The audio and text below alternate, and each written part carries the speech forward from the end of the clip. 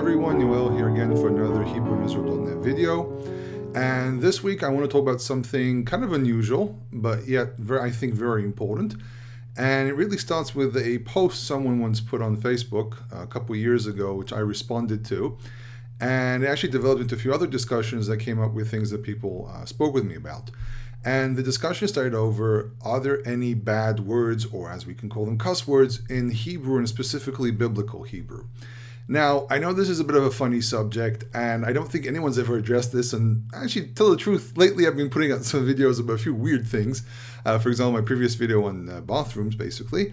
But I think these are our aspects of life, and I think people do ask these questions, and these things do appear in biblical Hebrew, so I think it's appropriate. And it's something I don't think anyone has ever addressed. So the post was Hebrew, paraphrasing because this was quite a while back and I don't really have the post saved anywhere, but it kind of said, Hebrew is such a beautiful language, it's an amazing language, and it has no bad words. Now, I obviously had to bust their bubble because I said, well, first of all, as a person who's a Hebrew speaker, I know plenty of cuss words in Hebrew, and mostly don't use them. I avoid cuss words as much as I can. And specifically also said, listen, there are cuss words in biblical Hebrew, things that people said to one another in a very foul way. Now, it's very important to point out here that the situations where these words appear in are cases where people got very, very upset, which is also very important because people naturally in every language have words that express when they're angry. It's a way for a person to vent out. And though I don't condone such language, and even when I'm upset, I try to avoid such words, it's very important to point out that you should not develop fantasies or ideals that don't exist. I mean, this is something that's very common all the time. For example, people think that certain people are perfect, and then they discover they're not. And I've seen people write about, what about how can it be that Jews do certain things? Jews are so smart, and at the end of the day, they discover Jews are just human beings.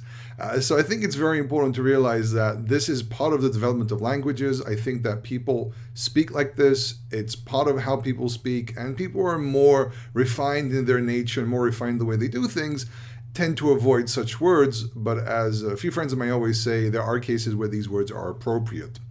Now, the thing about biblical Hebrew is obviously there were words that were considered to be inappropriate when you read them out loud. If you want to hear a bit more about this, you can actually go to my video about Kri and Ktiv, which I by mistake spelled with an E at the end, with Ktiv, where it actually should be without an E. But that's besides the point.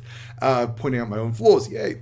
In any case, the thing that's really important here is to realize that there was a social etiquette, that there are things you don't say in public. Like, for example, the word shagal, which is used a few times, especially in Deuteronomy, is actually replaced by the word shachav, and shagal was more of an explicit way of referring to the sexual act versus shachav, which basically can also mean just to lay and keep it a bit cleaner. So it seems to be that at some point people avoided using certain words, and this seems to be more at a time where probably around the beginning of the Second Temple, where there was this social move of people being a little bit holier. There was this whole holy seed movement, and these are things I want to detail more in podcasts, which I will produce about the Second Temple period, especially the early stages.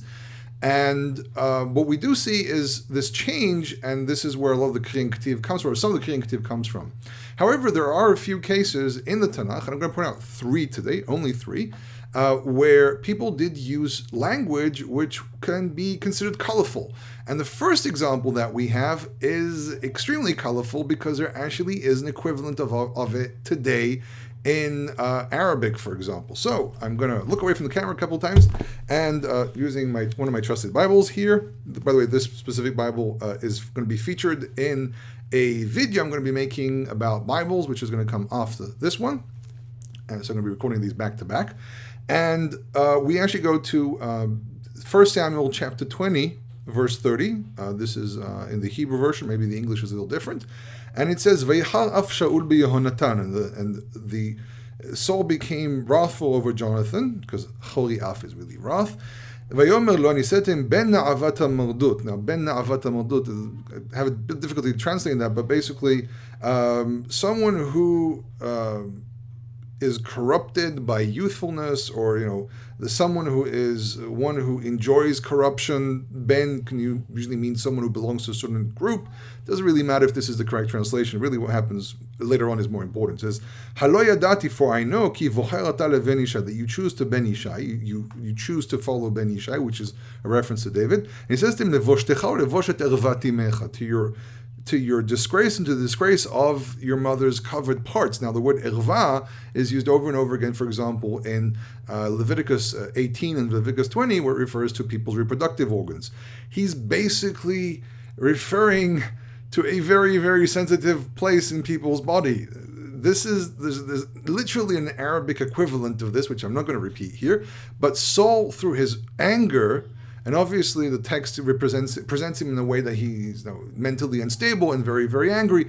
But the text did not see any problem in saying, listen, this is what he actually said. Now, if you remember as well, this is his own son, and he's talking about his wife.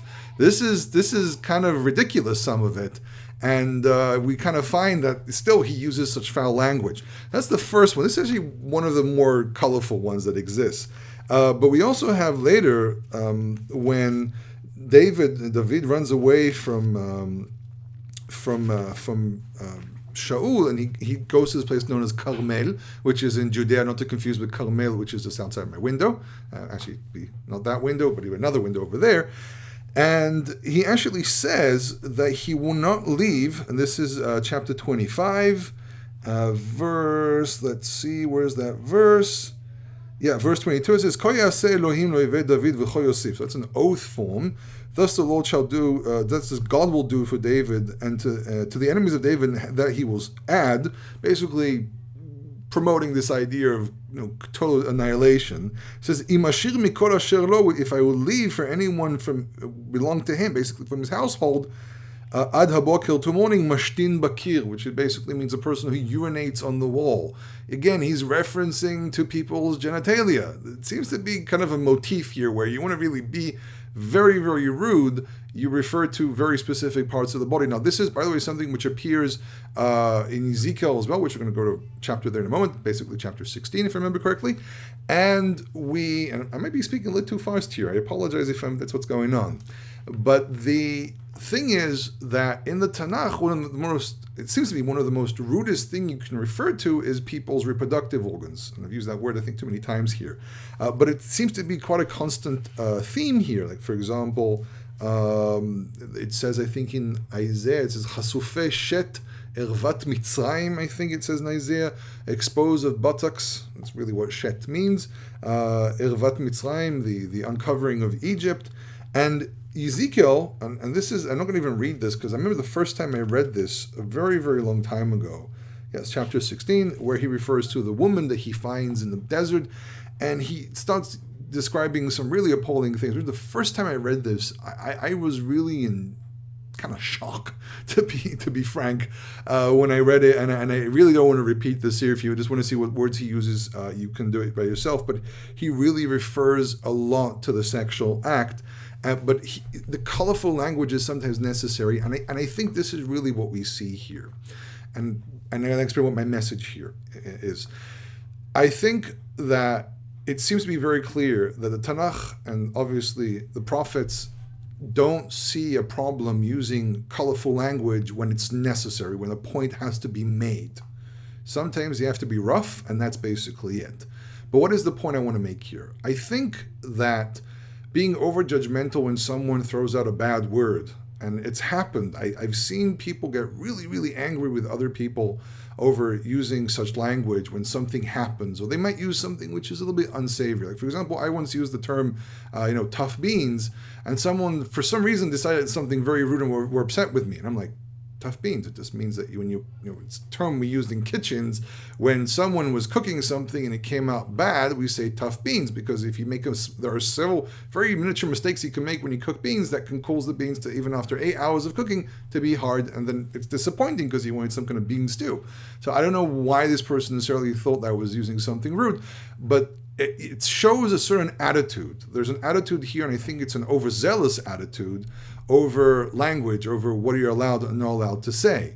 And my specific opinion about this is that I think that it's worthwhile for people to keep their mouths clean and not use bad language, because that type of language can also bring us into a place where we start allowing other things. I think that you can call it like a gateway type of behavior that might lead you into kind of bad places. Though I've met people with potty mouths that are very, very good people, and they're not anywhere near that type of world. But it's very typical. It's very stereotypical of people who are of bad placing in the world to use such language. However, if your neighbor, and this is again falls in the category of love thy neighbor as thyself, if your neighbor, who is supposed to be a Torah follower, says something and you hear it, you have to realize we're just human beings. We make mistakes. This is the reality that we're at. And as a personal level, I remember there was this really smart post someone put up on Facebook, and I shared it, and someone wrote to me, "How dare you share that?" Because the name used a certain very, very colorful word, and they said this is really inappropriate, especially for you being a Torah teacher and a person that follows God. My response was, I'm not condoning the name they used there. It's that person's problem. But the post itself was very, very smart. I mean, yes, maybe we should tell them, listen, I think you should change the names. But I, on the other hand, don't think that it really should affect the fact that I put something like this up, because it's just, this person just has a very, very bad way of naming his post. But on the other hand, it was something very smart. So again, I'm not, as I said, I'm not condoning this type of language, but this type of language is part of people's lives. It's part of language in general, and developed in biblical Hebrew. It's just a reality. In any case, I hope I haven't completely shocked everyone here with this video. And, as I said, I don't condone this type of language. I think that people do need to keep their mouths clean. I think that it's appropriate. I think that there are people who are offended, seriously offended by this type of language. And, if someone next to you blurts out such a word, you have to be forgiven. You just, if the person does it constantly, like for example, in social gatherings, then you need to pull the person and say, listen, this isn't appropriate for our gatherings. That's perfectly fine. But if this person, out of anger, something happens, if their foot dropped something, whatever, got hit by something, doesn't really matter. If they blurt out such a word, I don't think you have to be that judgmental about it, because people do that such things in anger. And we even seen in the Tanakh by characters, King David, for example, who's a highly admired character, did something like that as well. In any case, if you have any questions, HebrewInIsrael@gmail.com. Hebrew in Israel is one word. Don't forget to visit the website HebrewInIsrael.net and the Facebook page Hebrew in Israel. As you can see, everything is Hebrew in Israel themed. Thank you for joining me again. Kol Tov.